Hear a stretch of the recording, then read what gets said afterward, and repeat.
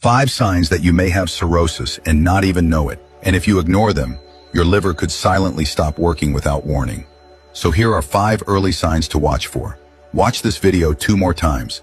Like it, save it, and share it with your loved ones. The first sign is constant fatigue. When your liver can't filter toxins, they build up in your blood and drain your energy. The second sign is loss of appetite or nausea. Even your favorite foods may suddenly make you feel sick or full too fast. The third sign is yellowing of the eyes or skin.